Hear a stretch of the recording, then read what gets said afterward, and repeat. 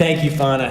I can't believe it's been 5 years either. It's been the best 5 years of my life, I gotta say. It's been a great privilege to serve in this role, to get to work with just about everyone in this room, to move the city forward. I think we've made a great deal of progress so far, and we got a lot more to do.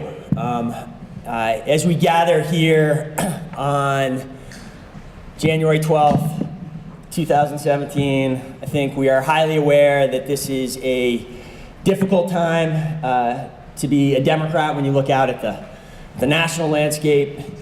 It is even a time when we have seen some change and loss from a Democratic perspective in Montpelier. But here in Burlington, it remains a great time to be a Burlington Democrat.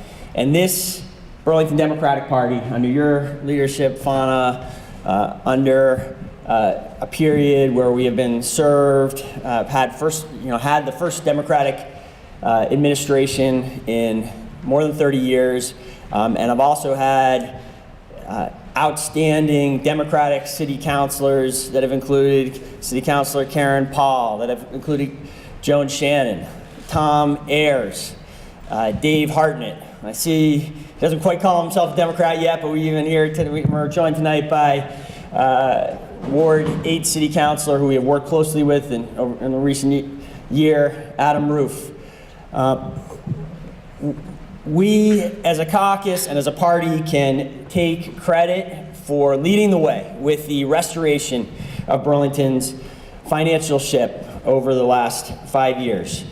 We can take credit for, on our watch, becoming the first city in the country to source 100% of our energy from renewable sources, adding to our proud environmental legacy, and then upon achievement of that milestone, doubling down and working towards even more ambitious goals for a net zero achievement as a city in the years ahead.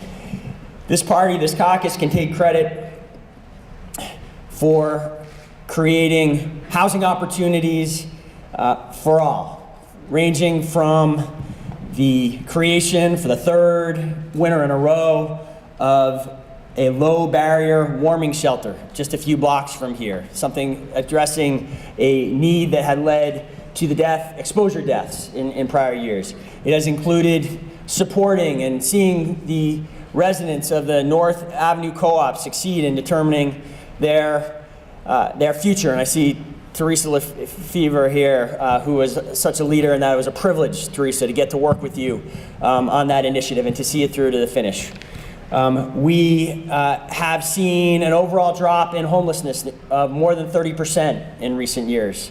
And we have also seen something that we haven't seen for decades, despite the need for it. We are seeing the creation of hundreds of new homes that will serve middle-class families and that will reverse this very disturbing trend we have seen in recent years, and really many years, of the middle class increasingly being forced out of Burlington.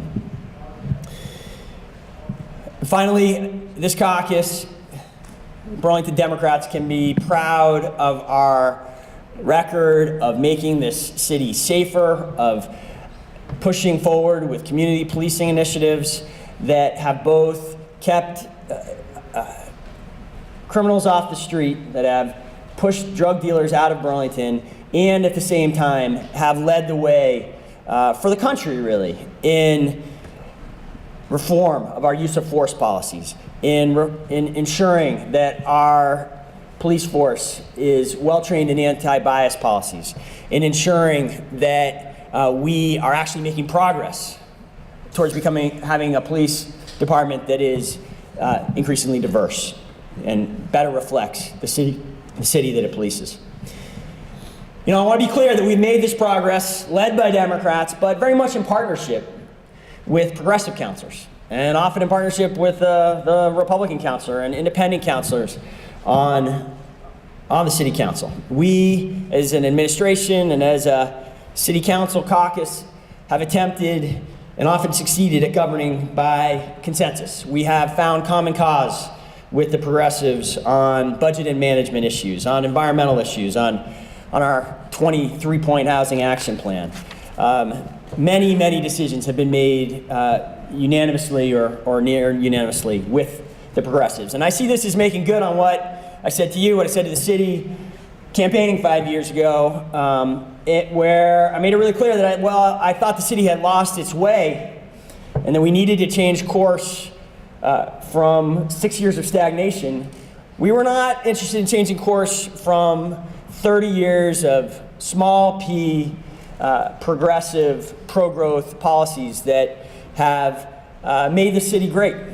And that is still where and I think the Democratic members of the City Council intend to go.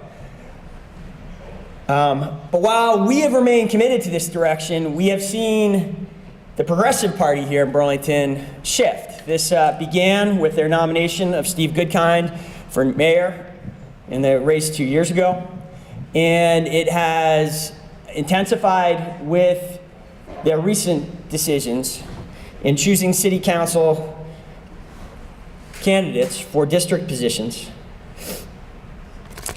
from a reactionary fringe that is opposed to much of what we are trying to achieve.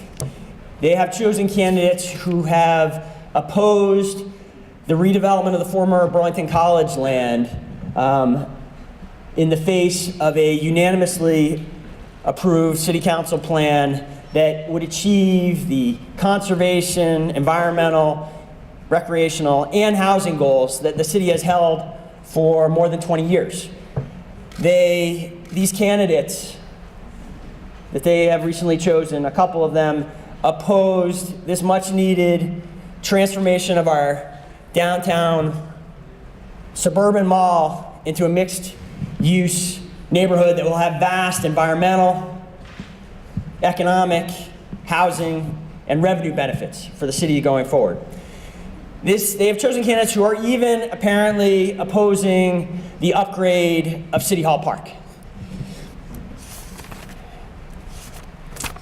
What is happening is that there is a struggle going on for the soul of the party of Sanders, Clavell, and Knodell. And the faction that is winning right now has shown itself to be, through its actions, through their decisions, these candidates that they have chosen, to be anti-environment, anti-senior, anti-labor, anti-business, and even anti-equity. By virtue of the positions that these candidates are taking, they have put themselves on the opposite side of issues against the Champlain Housing Trust and Caucus, on the opposite side of positions from the Burlington Business Association, on the opposite side of issues from the United Way, from AARP, and even our leading environmental groups, the Conservation Law Foundation and VNRC. In the face of that, tonight and in the coming weeks, it is even more important than ever that the Burlington Democratic Party be the party that fights for the Lake Champlain cleanup and the lowering of our carbon footprint. It's even more important than ever that we fight for housing policies that reverse years of middle-class erosion. And it is more important than ever that we fight to keep and create jobs in our downtown, that we remain, in short, the party that stands for opportunity, inclusion, and sustainability.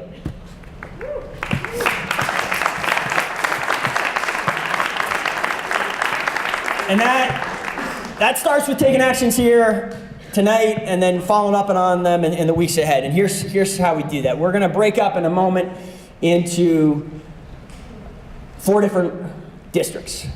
This is still a new system. If anyone needs a primer on it, we've got numerous people who spent large percentages of 2014 on this issue. We're going to break into the North District, the Central District, the East District, and the South District. In the North District, I am urging this caucus again. This didn't quite work last time, but I'm hoping it will tonight, to support Dave Hartnett, who is a champion of the common man, someone who has distinguished himself in his advocacy on parks and education issues. In the South District, I am urging this caucus to once again support, if I haven't screwed this up, I'm pretty confident, our longest serving Democratic city councilor, Joan Shannon, someone who has been a fierce champion of quality of life issues. In the East District, we got a newcomer to electoral politics, but someone who is a longtime resident and has proven his civic commitment and his thoughtfulness in many ways, and is entering the fray tonight. I am very excited that we have Richard Dean stepping forward as a candidate in the East District.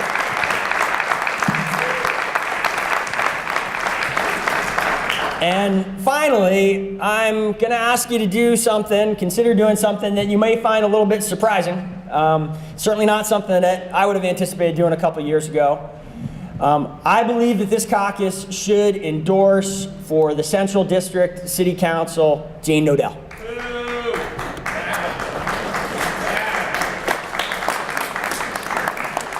Jane has, in the face of a hijacking of her party, has stood resolutely for the belief that expanding economic